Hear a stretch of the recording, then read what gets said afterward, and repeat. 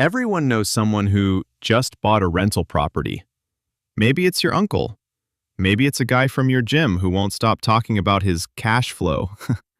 They make it sound so simple. Buy a house, rent it out, collect a check every month, retire early. Here's what almost none of them will actually tell you. The real numbers. The ones that don't show up in the Instagram post where they're standing in front of their investment property with a big smile. Because on paper, this looks like the easiest business in the world. Someone else pays your mortgage. The house goes up in value. You just collect money. The reality is a lot messier. And a lot of first-time landlords find that out the hard way, usually around month 8, staring at a bill they never saw coming. So today we're doing the real math. Not the version that sounds good at a dinner party. The actual, brutal, line-by-line breakdown of what owning a rental property costs, and why so many landlords are making far less money than they think they are. Some are barely breaking even. Some are losing money and don't even realize it yet. Let's get into it. Here's the calculation almost every new landlord runs in their head. Buy a property for $300,000. Rent it out for $2,000 a month. That's $24,000 a year. Mortgage payment is maybe $1,500 a month. $500 a month in pure profit. Easy money. $6,000 a year, just for owning a piece of paper. That math is almost never how it actually works out. And here's why. That calculation only accounts for one expense, the mortgage. It completely ignores everything else that comes with actually owning a physical property that other human beings live in. And everything else is a very, very long list. Let's start with the assumption baked into that math, that the property is rented out, every single month, forever, without interruption. That's not how rental properties actually work. Tenants move out.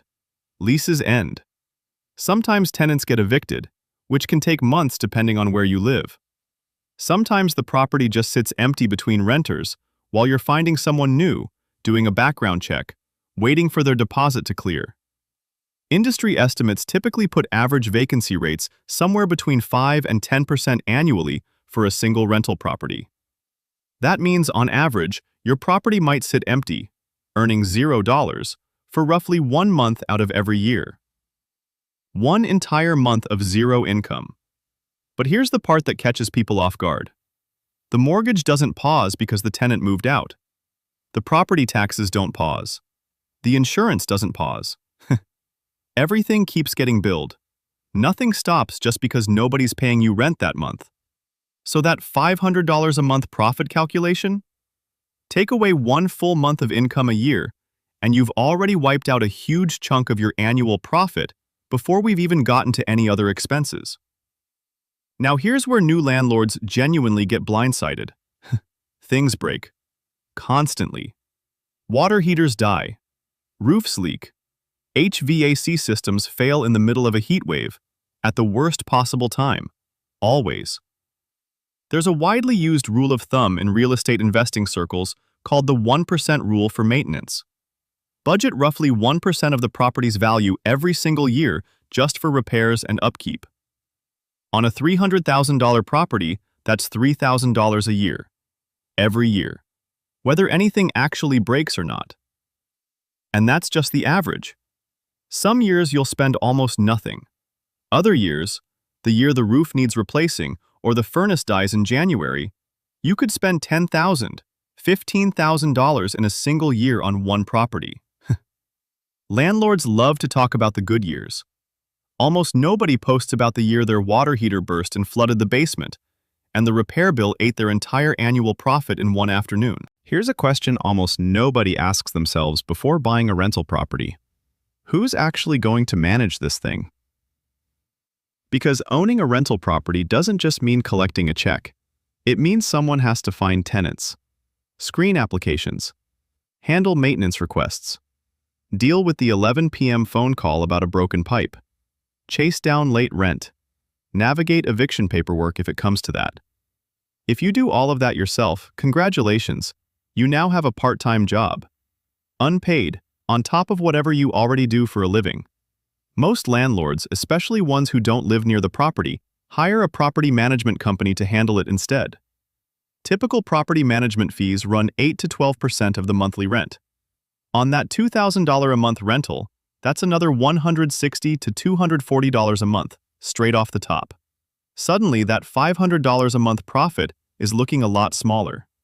And we're still not done. Let's talk about property taxes for a moment, because this is another cost that quietly eats into the math. Depending on where you live, property taxes on a $300,000 home might run anywhere from $3,000 to $9,000 a year. That's a massive range, and it depends entirely on your location, but it's rarely a small number. Then there's insurance. Landlord insurance policies, which are different and usually more expensive than standard homeowners insurance, typically run higher because insurers know rental properties carry more risk. Tenants aren't as careful with a house they don't own as they would be with their own home. Add in potential HOA fees if the property is in a managed community. Add in the cost of periodically advertising the property when tenants turn over. Every single one of these is a real, recurring cost. And every single one of them was completely absent from that original, easy $500 a month calculation we started with. Here's a detail most new landlords genuinely don't understand about how mortgages actually work in the early years. When you make a mortgage payment, you probably assume a big chunk of it is paying down what you owe, building equity, getting closer to owning the property outright. In the early years of a mortgage, that's mostly false. Mortgage payments are front-loaded with interest.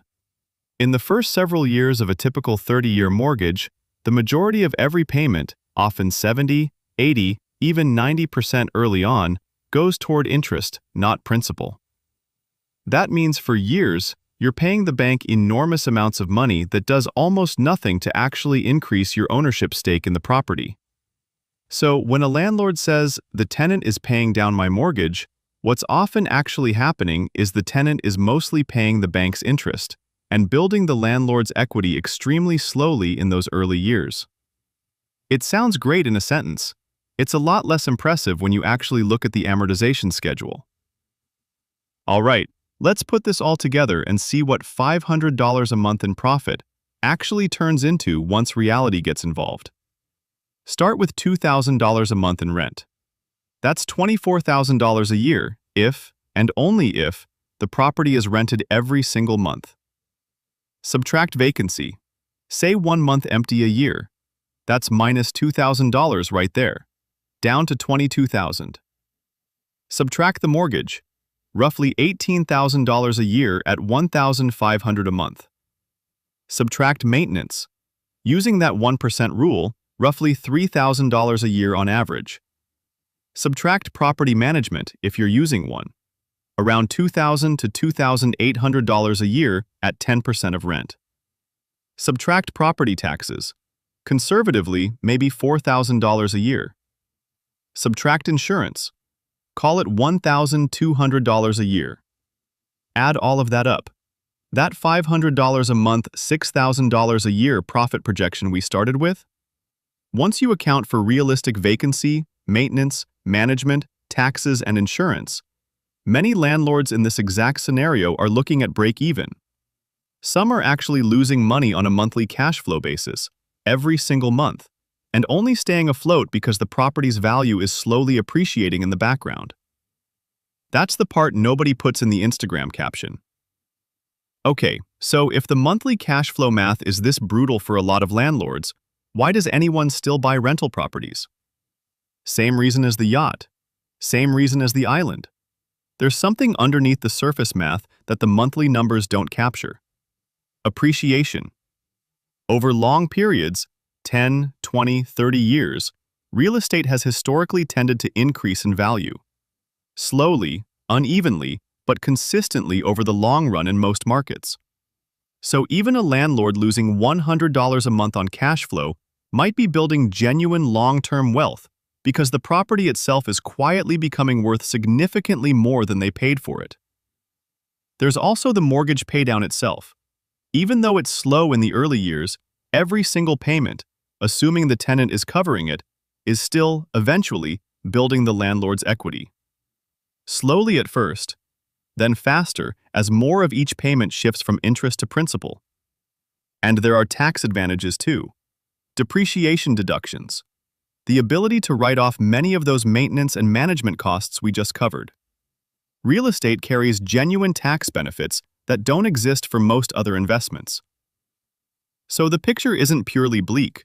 It's just far more complicated and far more slow-moving than collect a check every month and get rich makes it sound. Here's the pattern that actually ends careers before they start. A first-time landlord buys a property using almost every dollar they have. No reserve fund, no cushion. They're counting on that monthly rent check to cover the mortgage with nothing left over for the unexpected. Then the water heater dies. Or the tenant stops paying and it takes 4 months to legally evict them. Or the property sits empty for 2 months between renters in a slow season. Suddenly they're pulling money out of their own pocket every single month just to keep the property afloat. And because they had no reserve fund to begin with, this spirals fast. Some end up selling at a loss just to escape the financial pressure. The landlords who actually succeed long-term almost universally do one thing differently. They keep a real reserve fund, often 3 to 6 months of expenses set aside, specifically for the months when things go wrong. Because in this business, things going wrong isn't a possibility, it's a certainty. It's just a question of when. So would I tell you not to buy a rental property? No. Real estate has genuinely built enormous wealth for a lot of people over long enough time horizons with realistic expectations. But if you're picturing easy $500 a month, picture this instead. Vacancy months, surprise repair bills, property management fees, years of mostly paying interest instead of building equity. And the very real possibility that some months you're not making money, you're just holding on, waiting for the long game to eventually pay off. That's not a reason to avoid it. It's a reason to actually understand what you're signing up for before you sign anything. If this changed how you think about easy passive income, hit subscribe. We break down the real economics behind the things people assume are simple every single week. What should we look at next? A viewer already asked us to dig deeper into real estate. Drop your specific angle in the comments. Apartment buildings? Airbnb? Commercial property? We're listening. See you in the next one.